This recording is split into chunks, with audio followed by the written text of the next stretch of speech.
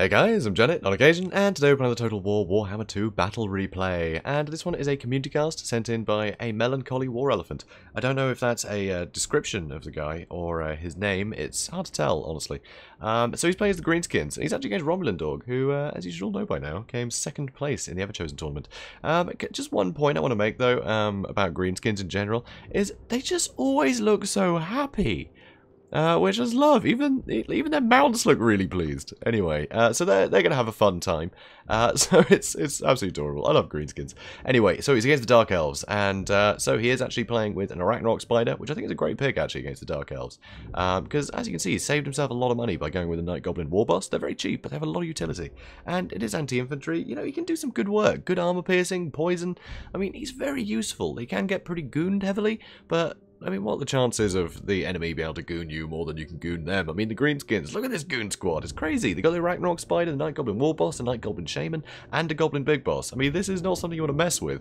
So, with the Tormentor Sword in the middle of that, that's pretty beautiful. And, of course, Wah, which is always fantastic. So, also, Black Orcs, these guys will compete very well against most infantry that the Dark Elves can provide.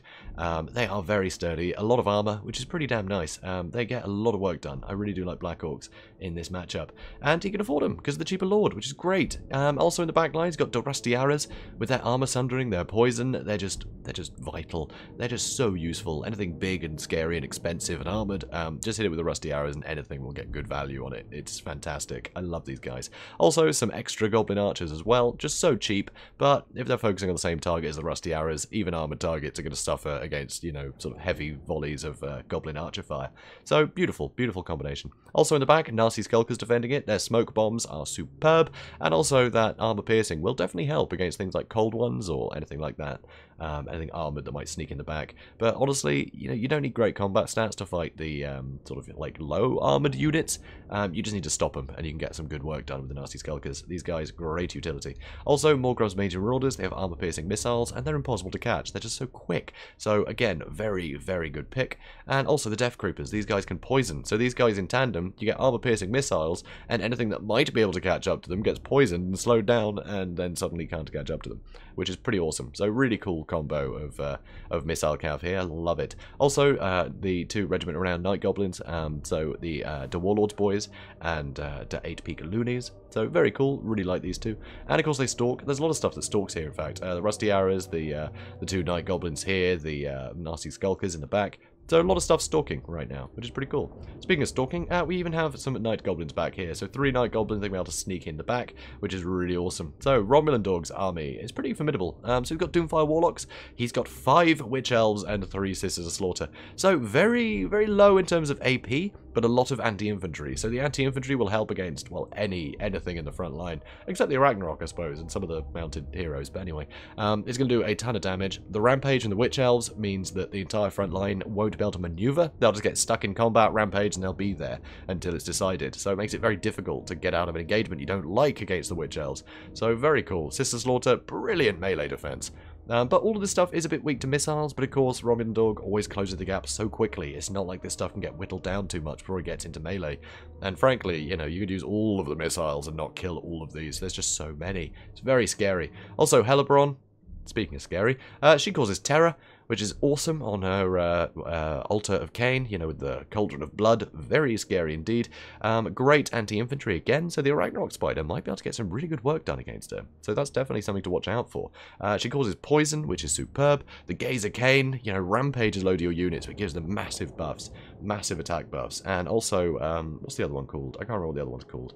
It's that potion. There's the Fury Cane there. Where is it? Where is it? No, that's the Blood Shielded Cane. Where is it? Come on, guys. It's here. It's definitely here.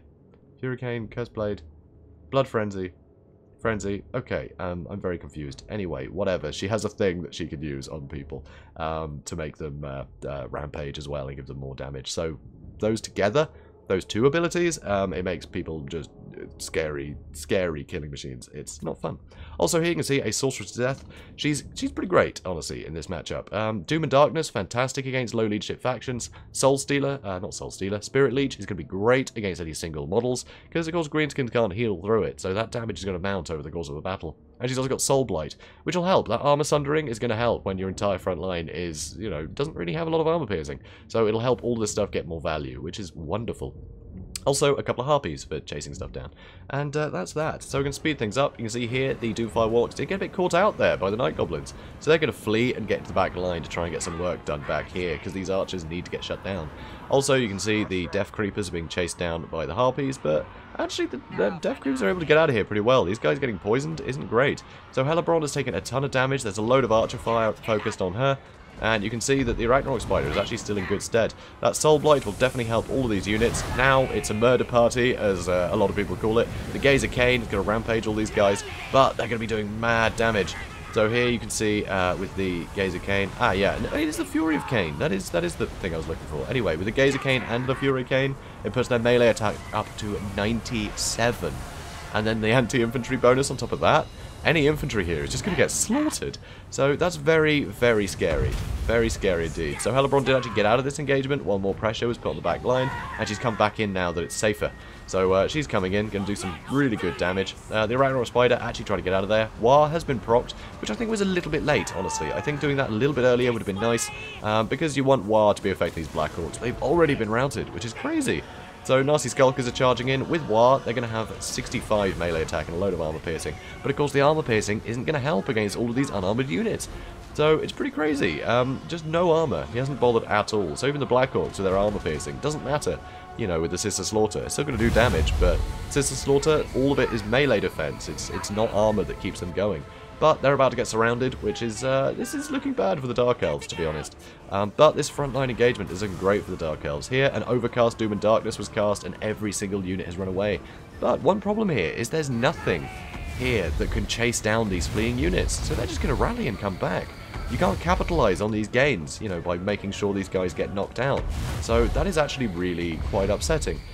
But, you know, Soul Stealers and things being used as you go, it buys some time.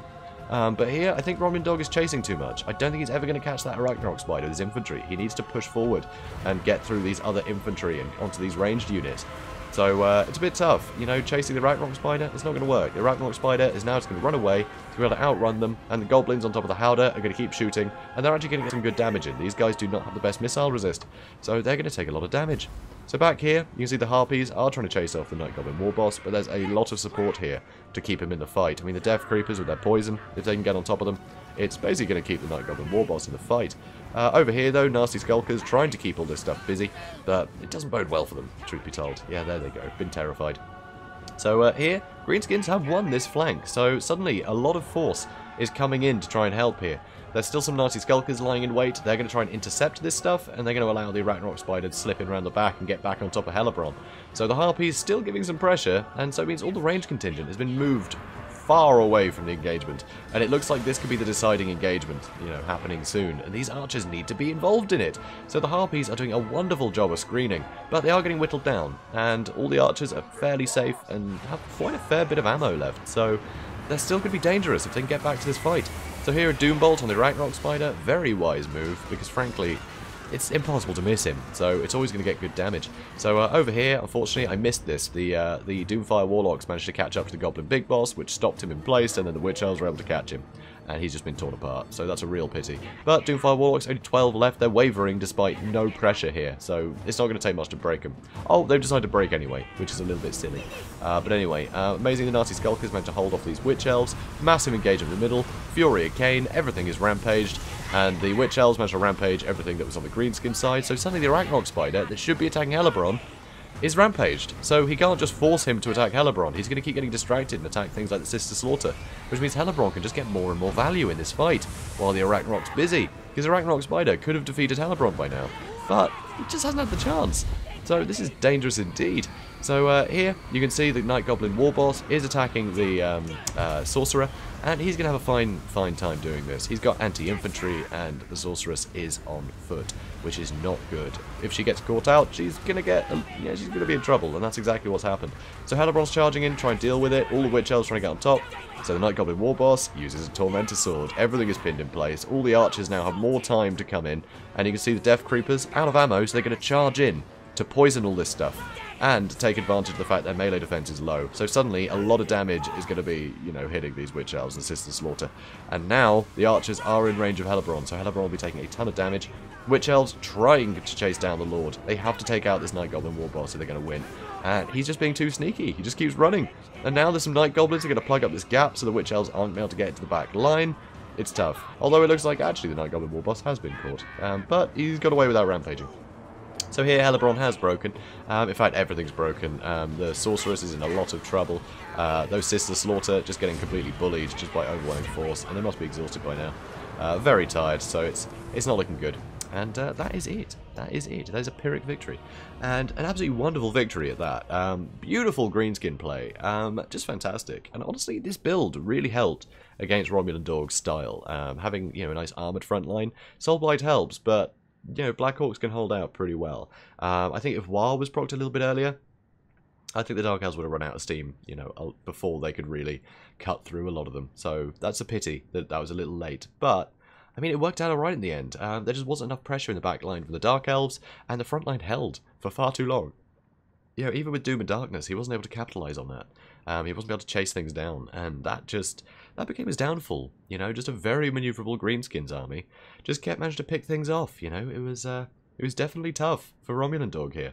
Very good build. I mean, I tend to favour Greenskins, but this isn't a sort of standard Greenskin build I see against Dark Elves. I tend to see more sort of big uns as the front line, and just standard goblins to soak up some archer fire, and I don't know, I see a pretty different spread to the one that Melancholy War Elephant brought, so it's great to see something a little different. I think the Arachnophobia Spider is wonderful in this matchup though, especially against a player like Romulan Dog, who doesn't really bother with missiles all that much. I mean, here, he had none. That's not what he relies upon. He relies on hitting things really hard from all angles and just shut down everything at once, rather than trying to kill things from a distance. So, yeah, the Greenskins here definitely worked out well. I mean, without Dark Shards to take out the Arachnophobia Spider, it had a whale of a time. It really helped anchor that whole front line, and it kept the whole battle going for a lot longer than I think Romulan Dog was expecting with his high DPS army there. So, pretty incredible. That was really fun. So, thank you so much, Melancholy War Elephant, for sending that in. Absolutely superbly played.